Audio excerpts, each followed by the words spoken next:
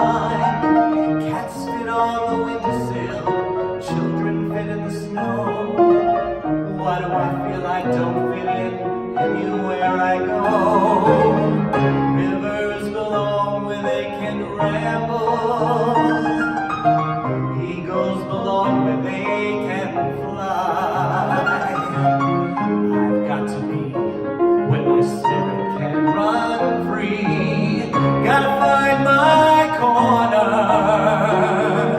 of the sky.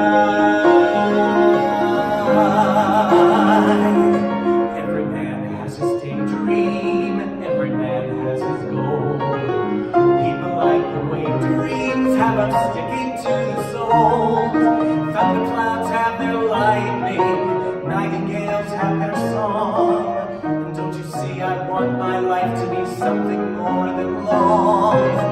Rivers belong where they can ramble. Eagles belong where they can fly. I've got to be where my spirit can run free. Gotta find my corner of the sky. So many men seem destined to settle for something small, but I won't rest until I know I've done it all. So don't ask where I'm going, just listen when I'm gone. And far away you'll hear me singing softly to the dawn. Rivers belong where they can ramble. Eagles belong where they can fly. I've got to be where my spirits can run free. Gotta find my corner of the sky.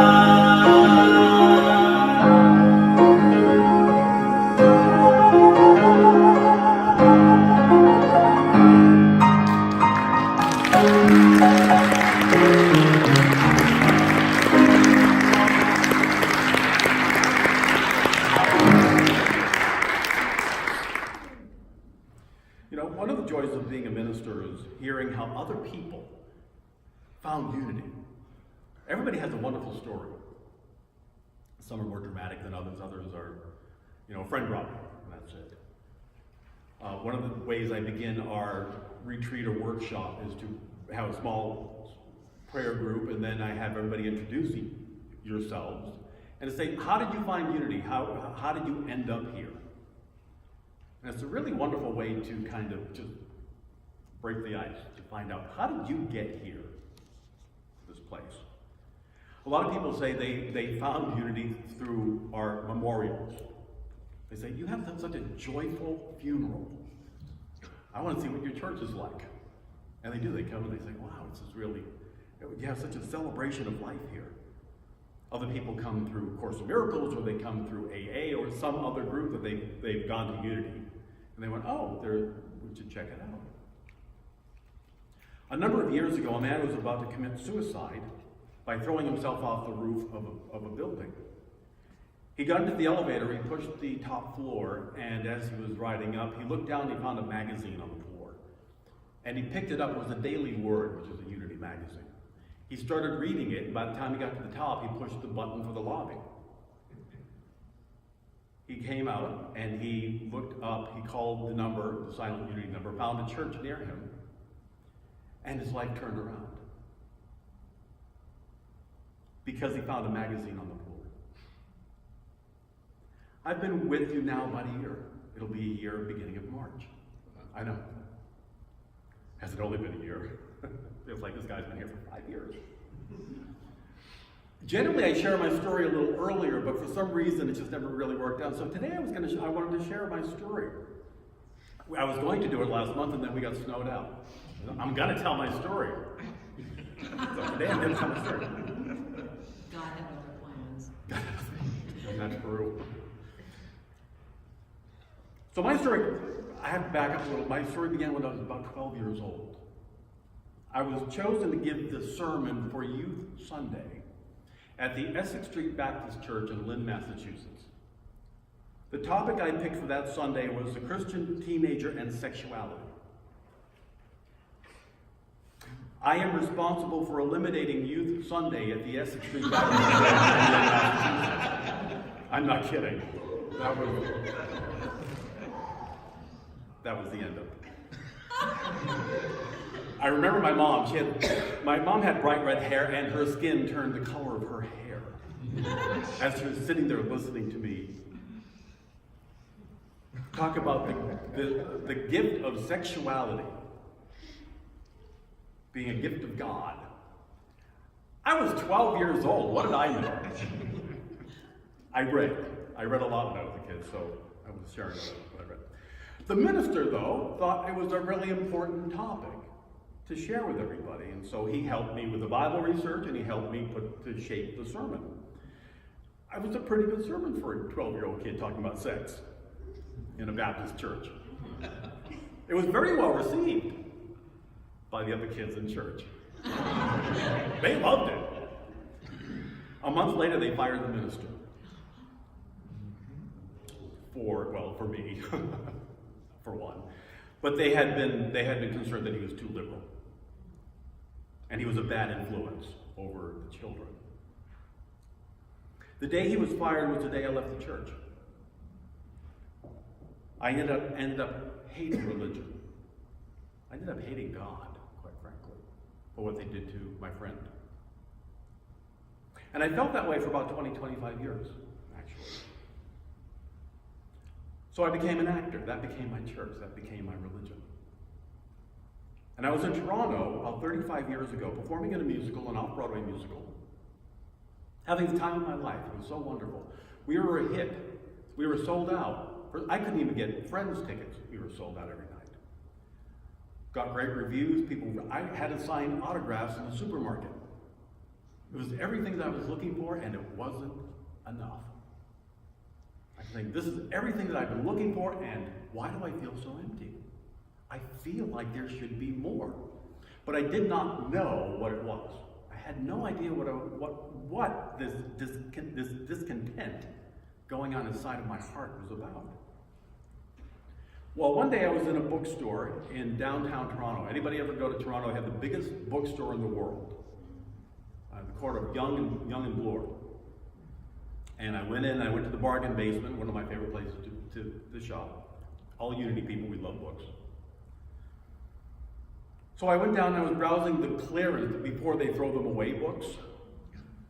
And I picked up a book that was a little worn out. I looked through the book. It had little charts talking about power centers in somebody's body. And the author was telling about how ancient Egyptians and the ancient Chinese had wonderful knowledge of our power, but that modern society had forgotten about that.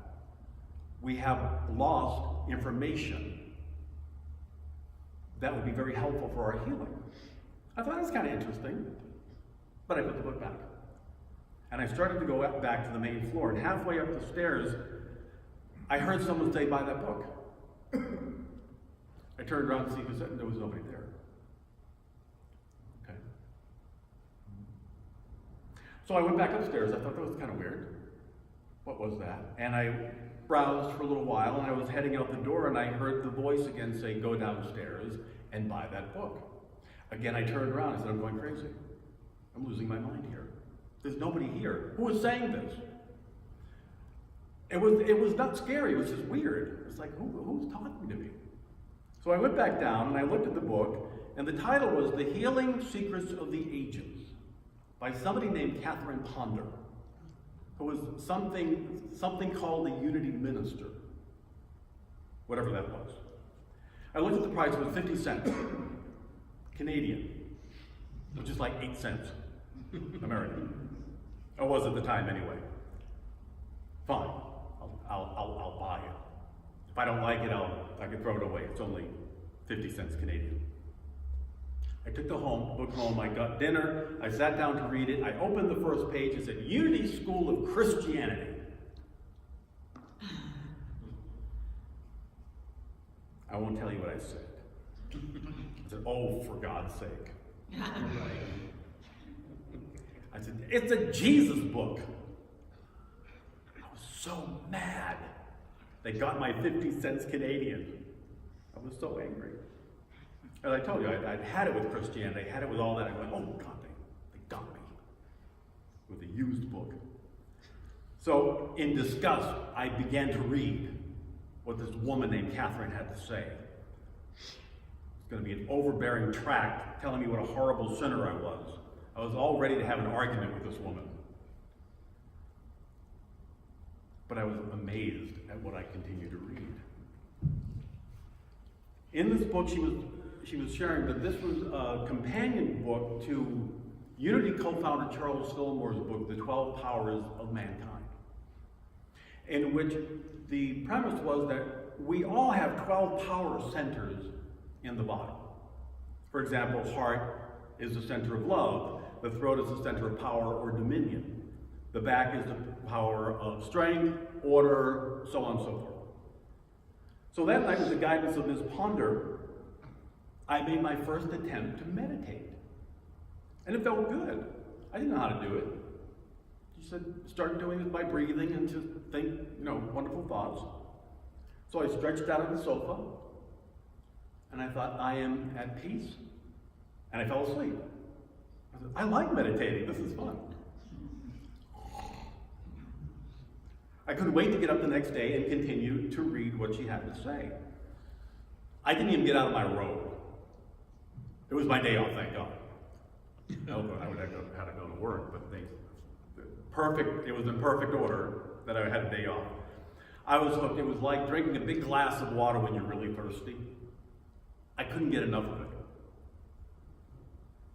By evening, it had begun to snow, and I was still enthralled with what she was calling New Thought metaphysics. She had the reader do an exercise. She said, look around the room that you're in and see that divine order is under everything in your room. That God is the substance. Substance being the Latin word substare, meaning to be under, to stand under. So spirit is standing under and supporting everything on this physical plane. So she said, go around the room and see God at work in it and call it good. So I did that. I called the table good, the ashtray was a smoker back then. The ashtray, everything was good. Everything was wonderful. It felt really good. It felt fun to do that. And I ran out of everything in the apartment, so I went to the window. And the snow had been piling up. It must have been about 5 o'clock. It was twilight. People were walking home from work. And if you've ever been to Canada, it's very icy all the time. So every person who walked by, they were trying not to fall down. I call them good. I saw that person as a good person, as a happy person. I see a loved person. And I saw them getting home safely. I didn't know what I was doing. It just felt good to do it. About 10 or 15 minutes into this, I began to feel something odd in my feet. My feet had fallen asleep. I was standing there for such a long time, I thought my feet were numb.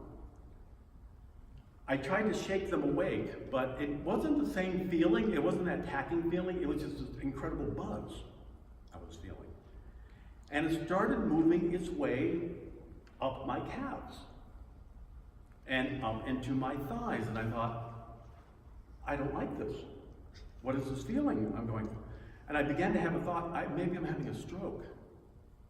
Maybe something's happening in my body, and I began to freak out. Now, what happened next is really difficult for me to share because it happened all at once, and it seems too fantastic to be real, but this actually happened. That feeling, that tingling kept going up my body. When it hit my solar plexus, it exploded. The energy just exploded through me, and I was blinded by light. My eyes were open, looking out the window, but I couldn't see anything but this extraordinary blinding white light. It didn't hurt, but I couldn't see anything. I was literally blinded by this light. In my ears, I heard a sound that I can only describe as celestial. I can't really even tell you what it sounded like. I've been trying to break it down for years, and it sounded a combination of laughter and music and wind and water. and nothing else that I've ever heard before. It all combined together, and that doesn't even begin to say what I was hearing. I couldn't feel my body anymore. I couldn't feel where my body began or left off. I was standing there engulfed in this energy, in this vortex of energy. I realize now when I took Bible class, I went, oh, Moses was going through what I went through. The bush wasn't burning, the light was coming from inside of him. Paul on the road to Damascus was blinded by that light. You can read throughout history people who have been having a spiritual awakening in some way. But I knew at that moment I wasn't dying. I was hoping. I knew it, but there was something going on that I wasn't sure what was happening. But I knew in a flash that I was in the presence of Spirit. I knew that from the depth of my being, and I knew for the first time in my life that God was real. And God was nothing like I had ever imagined, ever, or ever heard. Time-wise, I don't know when it came, but I began to hear not in a voice, even though I recognized that voice from the bookstore, but with a sense of absolute knowing that I was communing with God, that I was in the divine presence of Spirit. And I felt God say, "You are my child and I love you." I felt knowledge. I felt universal knowledge flowing from my being, and that knowledge was infilling me, and I was one with that knowledge, and it sounds so silly to say out loud. Because you go, what are you talking about? But I just knew that the energy of Spirit was just flowing, and that everything was just present. It was what I imagine now a near-death experience might feel like. But again, I knew I wasn't dying. And then I felt the light reveal something that I thought was very odd. I couldn't figure out what Spirit was saying to me here. And I heard, "You came to do my work."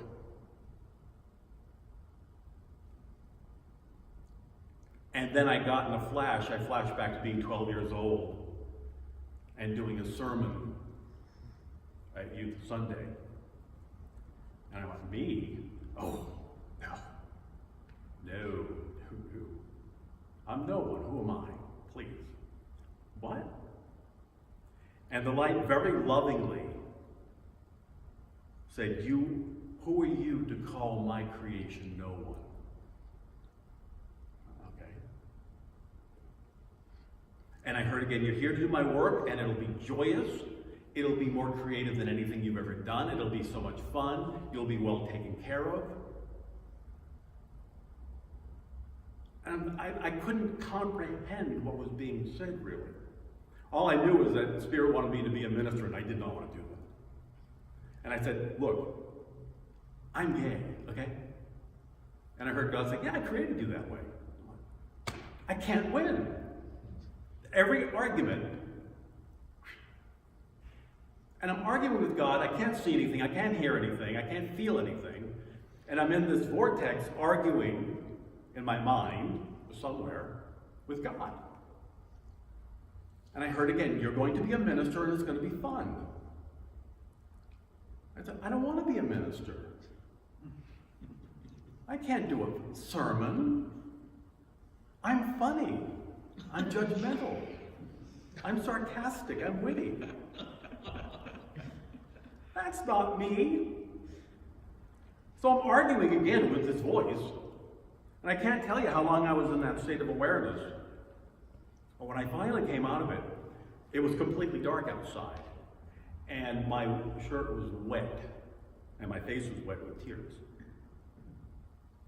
And I thought, holy shoot. Yeah. I didn't say shoot, though. I sat down and said, I'm cracking up. I'm losing my mind here. But I knew I wasn't. I knew I wasn't. I was kind of hoping I was, but I knew I wasn't. I was releasing things that I had held for years. The pain, the hurt, the resentment, the fear, the doubt, losing God when I was 12. That I reclaimed that evening. But I knew that God wasn't a person. I knew God was love. I knew God was wisdom. I knew God was the energy of all life. That was clearly revealed to me that evening, standing there and not knowing what was happening. So that was my spiritual awakening. That was my introduction to unity.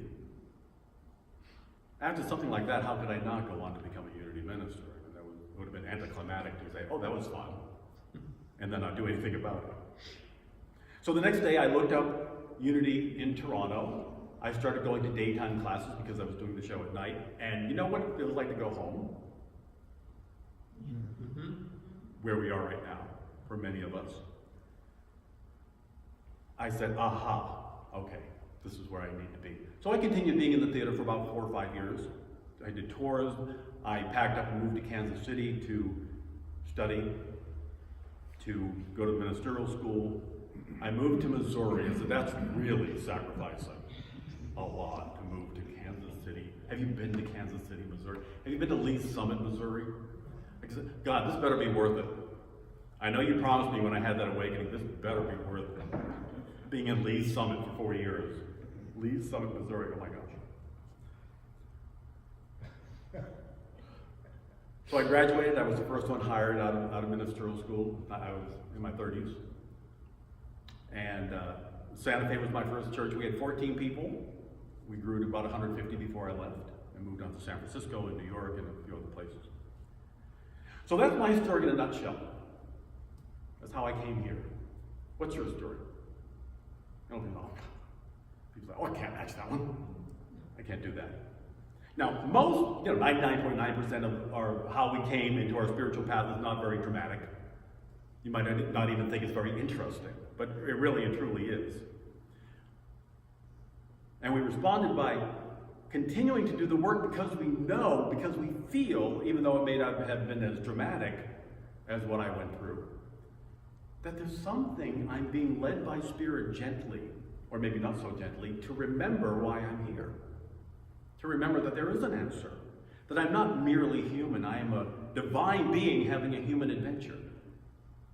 That there is a purpose to being here on the planet. And it's wonderful. There was also a woman at one time, talk about dramatic, she was on her way to throw herself off, I believe it was the Golden Gate Bridge. And a daily word blew into her face. What the heck is this? She looked at it and said, "You are loved." And she changed her mind. That daily word gets around, doesn't it? But it does show up when we need it, doesn't it? You are loved. That was what I heard. And that's what we need to remember.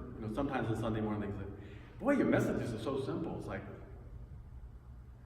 well, how did Jesus boil down the whole of the Gospels? The whole of the Scripture, he said, love God, love your neighbor, love yourself. If you got that, you've got the Bible and you don't need anything else because you got it. But it takes a lifetime to learn how to love ourselves. It takes a lifetime to say, who is this God? What is this God? It's me. It's not the side of myself, it's right here. Loving you is easy. Loving me, that's another thing altogether. It feels. But when we realize who and what I am, that's all it takes. We come here on Sunday morning to remember, oh, I am love. I am divine love. I've got everything I need right here, right now. When I was in my final year at ministerial school, we had to put in time in the counseling center. We had to put in hours to practice before we got out here to do this work. And through the door one day when I was doing my time, a very beautiful, well-dressed woman in her 50s came in. She looked at me for a moment like I was a stray dog on her expensive Persian rug. And she finally said, "How old are you?" I said, "I'm in my 30s. That's what I'll admit to right now." She said, "I am the most highly regarded psychologist in my city in California."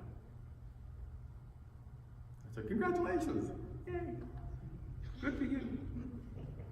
She said, "You're rather young."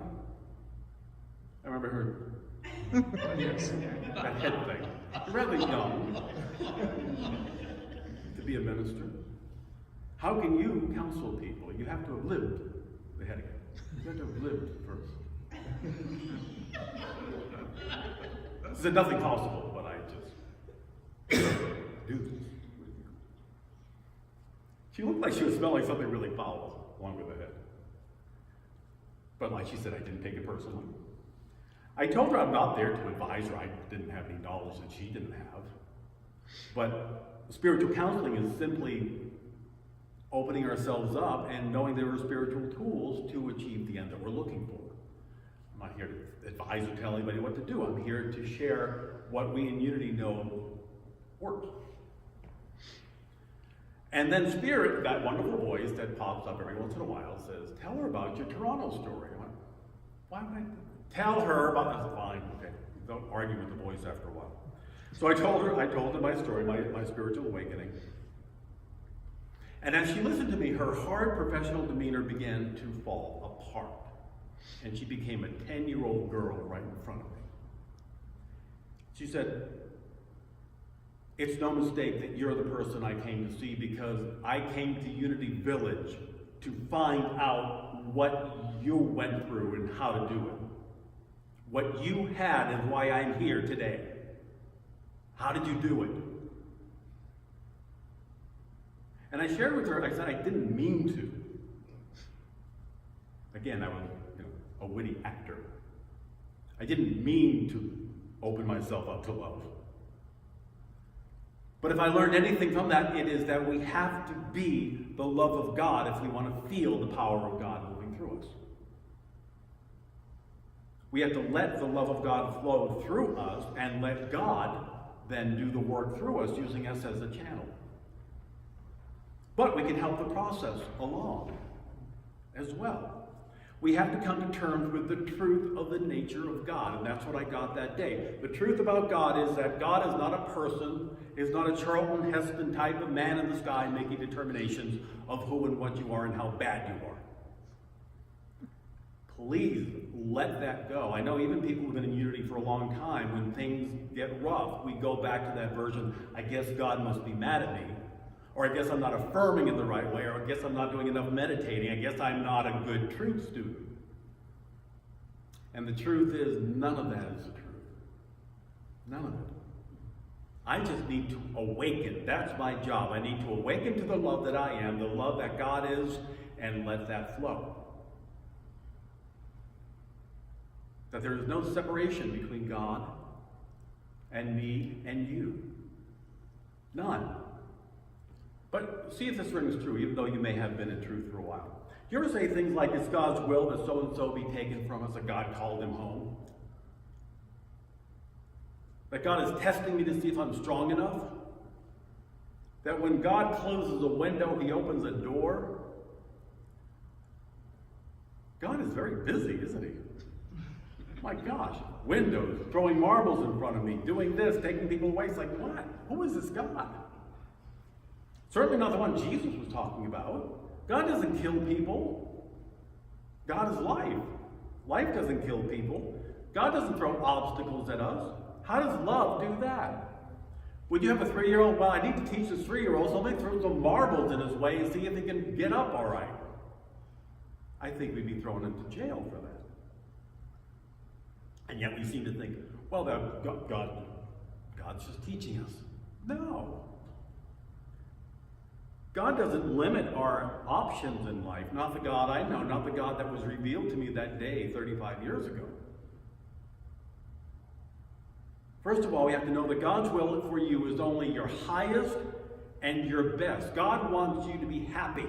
That's all. That's all the universe wants for you, is for you to be happy, for you to be joyful. Are you doing that? Are you doing the kind of life? Are you living the life that makes you happy? If not, why not? Because Spirit said, I got this for you. You going to say yes to it or not?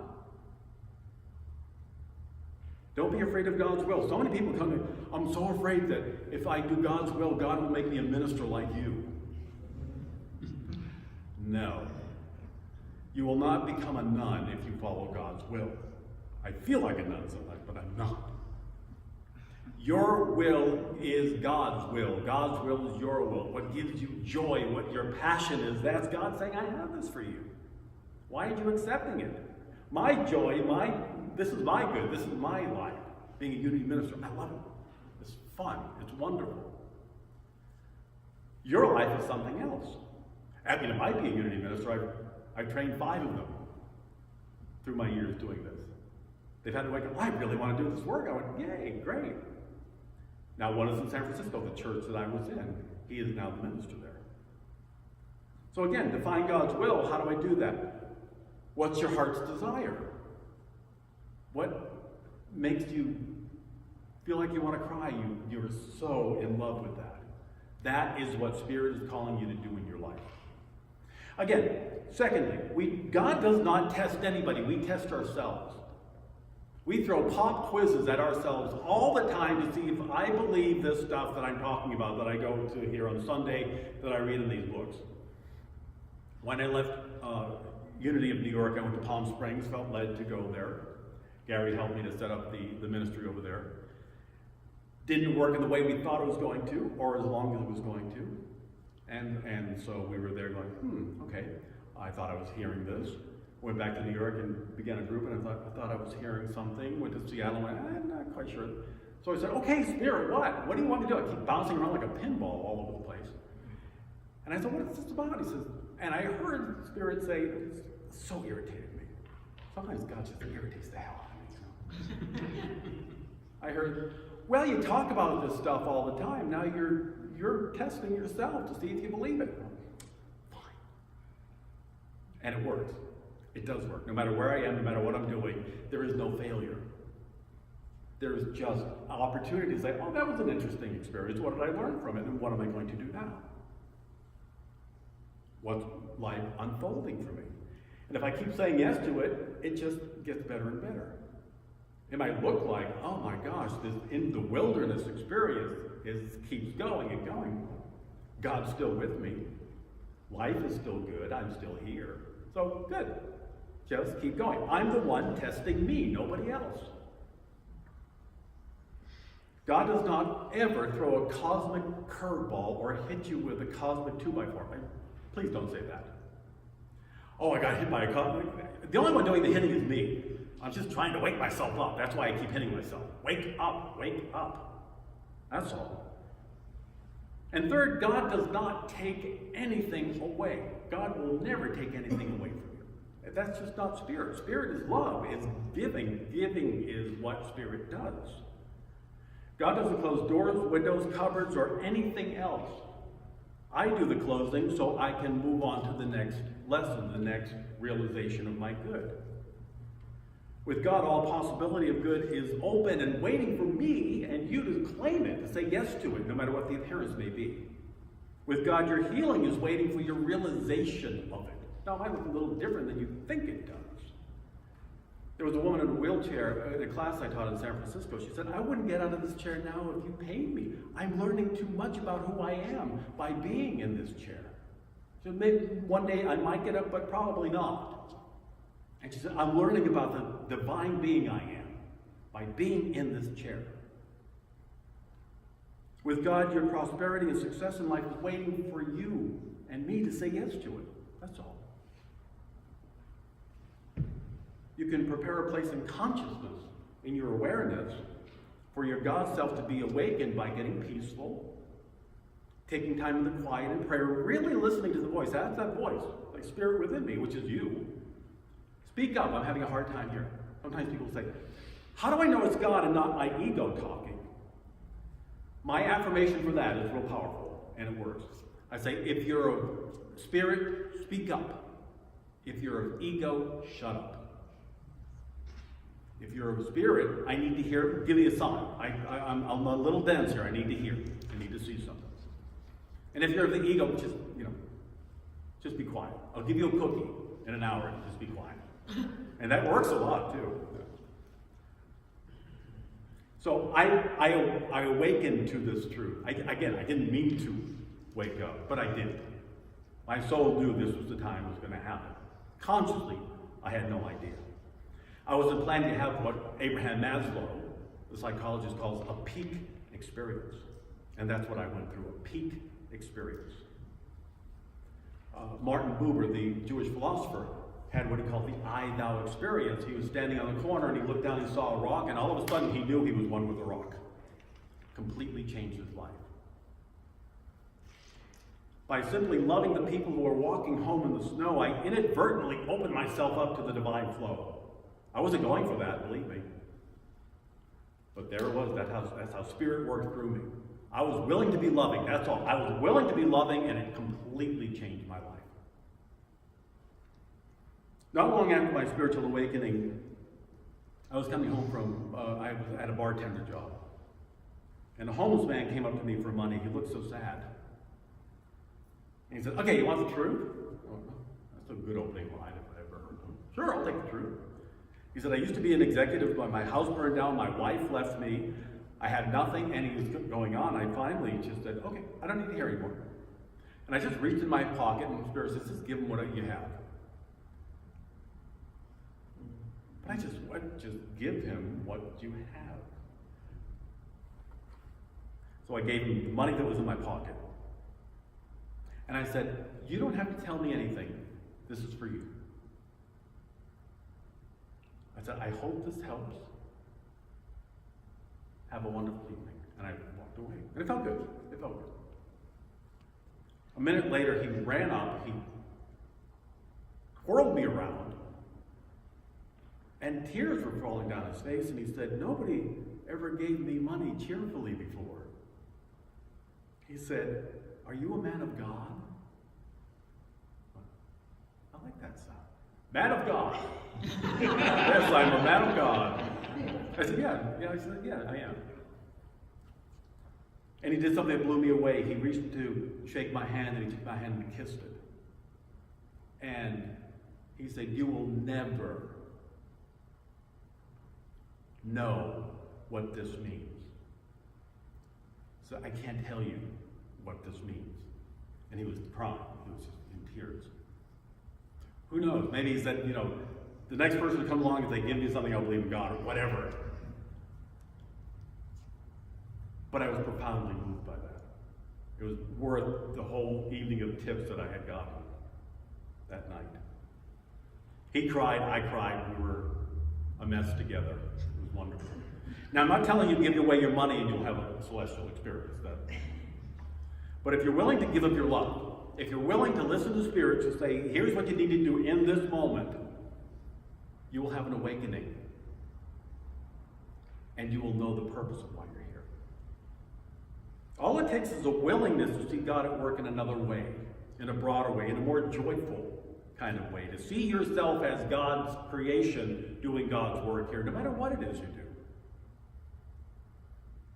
You become the person you were meant to be when you let love flow. There was a woman in San Francisco I was counseling. She called me up one day when I was in New York and said, you were right. I went, oh, good. I'm glad to be right. I'm a double Scorpio. I like being right. I'm always right when I'm wrong. What are you talking about? She had gone through many operations for breast cancer. She had a back operation for a car accident, 2 car accidents, major financial challenges going on in her life. She came to me one day in San Francisco and said, where's God? I can't find God. There's no God. I don't know what this God is you're talking about. What can I do to feel this? I just feel like I'm falling apart here. I said, your job is to know the truth. And here's the truth. It's already done in God's mind, and feel love for that truth, feel gratitude for that truth, feel joy that that truth is already at work. With a loving heart, we have to understand everything we're asking for is already done in God's mind. It's already taken care of in spirit. We're just watching the unfoldment on this plane. I said, I see it with you. I see, even though you might be having a little difficulty with your faith, I rely on my faith. That's how we work in silent unity. You call, you're having a hard, they believe. Just know that something's plugged into where you are. I said, you may be going through more pain for a while. You may not notice the prayers being answered, but it is already taken care of. Act as if it has already happened and focus only on spirit. So she called me that time in New York. She said, okay, so I just need to share with you that I follow what you said. I continue to test negative for cancer. My back is completely healed, not any pain whatsoever. And I got a great job at a company that didn't even have a position. They created a job for me because they wanted me to be with them. They said, you are so loving. We want to work with you. And we're going to create something just for you. She said, thank you for believing in me when I didn't believe in myself. And this is the work that I'm here to do. To hold with you when you don't have the faith that God's at work. That's my pleasure. That's my joy. That's my life. And that's how we're going to grow here. This is what we're here to do. Gary's saying, where's my corner of the sky? Your corner of the sky is what gives you joy. So I invite you to take a breath. Breathe out. Take another breath in. What do you want more than anything in the world? What dream, what desire, what ache has been in your heart? It's already taken care of. Spirit has it worked out. I don't know how. I never will know how until it's revealed. Give up thinking, I know how. I don't. I just have to be quiet. I have to go to the quiet and listen and hear. My job is to say yes. My job is to give God permission to move forward. Take another breath. As you prepare to go deeper into meditation, I invite you to sing along with us or simply listen to the wonderful words of In the Silence.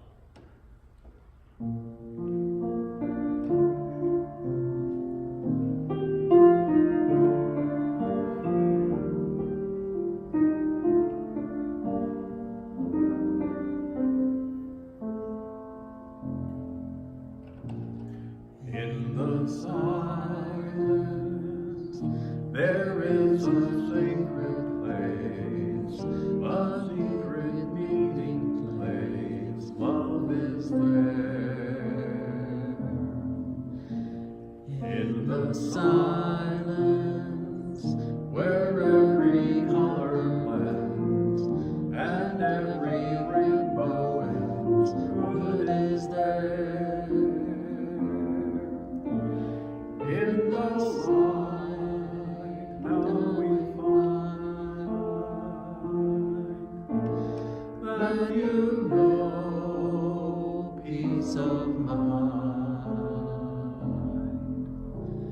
In the silence, your path is paved in gold, and every dream unfolds. Love is there.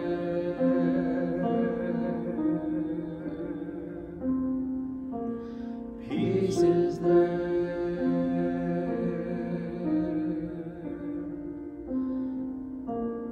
Truth is there.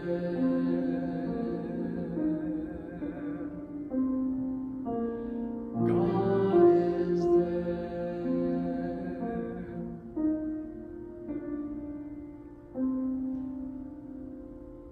Breathe in again. Breathe in love and peace and truth and spirit and light and life. They're not different things, they're all one energy, one God. Again, God is not an individual, a person. God is life, love. God is good, capital G, good. Like the fish said, what is this water I hear about? God is the very energy and light and life we breathe in and are immersed in all the time. God automatically keeps our heart going, everything in perfect order in the body. God is breathing through us. Imagine having to remember to breathe. Our job is to focus on the good, on the love, on the joy of spirit, even if things don't seem joyful or loving right now. My job is to see it different, not to set it differently. My job is to know I'm a divine being. I am holy. I am powerful. I'm wonderful just as I am. Breathe that truth in. I'm a spiritual, divine being having a human adventure. Therefore, I get to call it.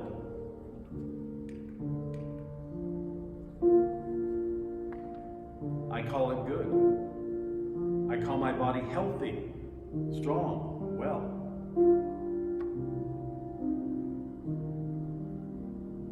I am one with divine love. I am healed and whole.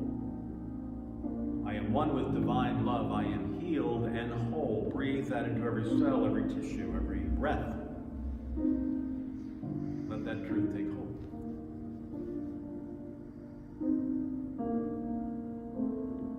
I am a prosperous creation of God, no matter what my bank account may or may not say. The good of God is always here. My job is to continue to say yes to it.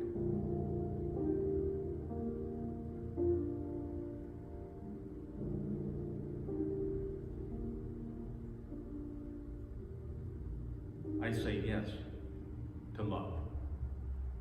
I say yes to spirit. I say yes to good. Breathe into your heart. And in the quiet, listen. Listen for that voice that is always present.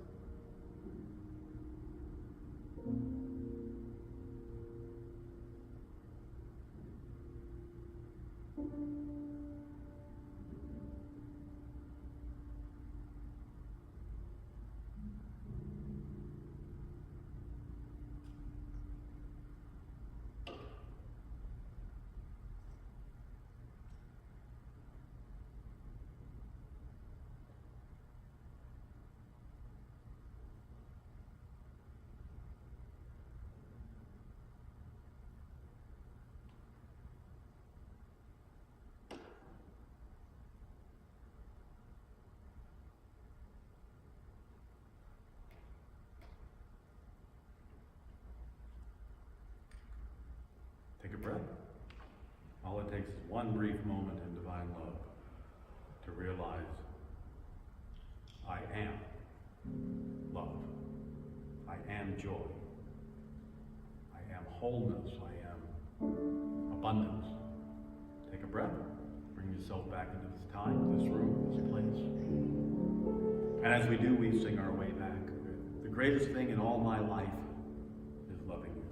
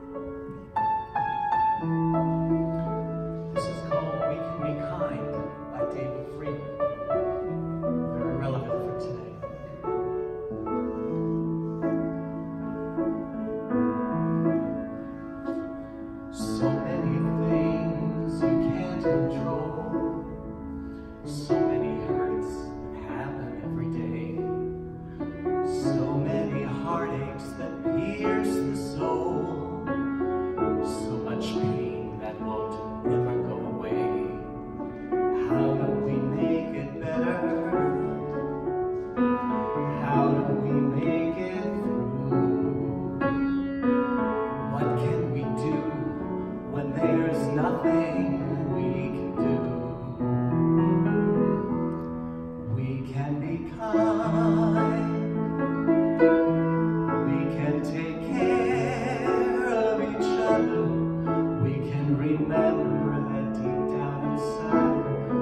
all need the same things. And maybe we'll find, if we are there for each other, that together we'll weather whatever tomorrow may bring.